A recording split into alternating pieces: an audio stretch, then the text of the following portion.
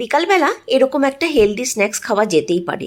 এটা আমি ভেন্ডি দিয়ে তৈরি করেছি। ভেন্ডিগুলোকে পাতলা পাতলা করে কেটে নিয়েছি, তার মধ্যে নুন, হলুদ, লঙ্কার গুঁড়ো, জিরের গুঁড়ো আর 2 চামচ তেল দিয়ে মাখিয়ে নিয়েছি, আর বেসনের গুঁড়ো দিয়েছি কিছুটা।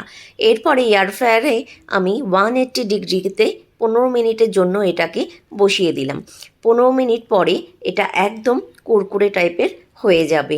খেতে দারুণ লাগে, তোমরাও একবার খেয়ে দেখতে পারো। হয়ে গেছে 15 মিনিট। দেখো এয়ার ফ্রায়ারটা খুলছি, দেখলেই তোমরা বুঝতে পারবে যে এটা কতটা ক্রাঞ্চি হয়েছে। একদম খেলেই আওয়াজ হবে। চা কফির সঙ্গে বিকালবেলা খেতে এটা দারুণ লাগে। তোমরাও একবার ট্রাই করে দেখতে পারো। এখন আমার চা খেতে মন করছে না, তাই শুধুই এটা আমি এখন খাবো, মজা নেব এটার।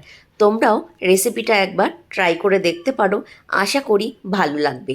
আর বাচ্চাদের তো দারুণ লাগবে এটা খেতে, ওরা নতুনত্ব কিছু পেলে দারুণভাবে